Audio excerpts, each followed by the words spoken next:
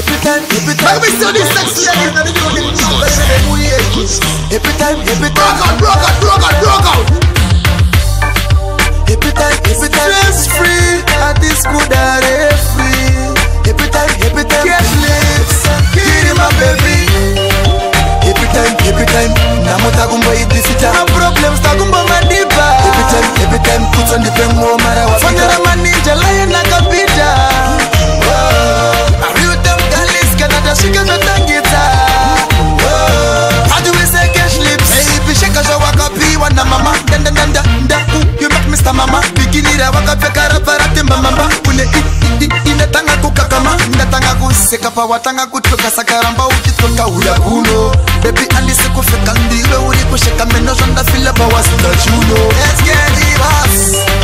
Every time, namota gumbo idisita. No problems, tagumbo madiba. Every time, puts on the pen, no matter what. Fanya manija, lion like a pita.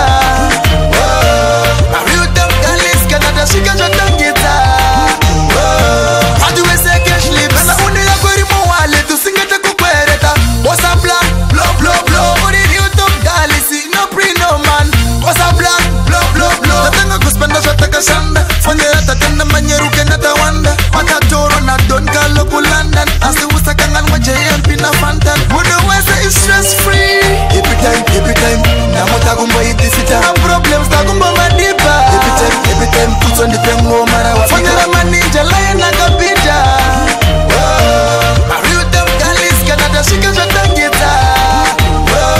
How do we say cash lips? Baby, shaka waka pi wana mama. Danda, you make Mr. Mama. Bikini ra waka pekara parate mama. Une inatanga kukakama. Inatanga kuseka pa watanga kutoka sakaramba ukitoka uya kuno. Baby andi seko feka ndiwe uri kusheka meno jonda fila pa wasita chuno. Let's get it us. Every time, namota gumbo idisita. No problems, tagumbo madiba. Every time, puts on the pen, no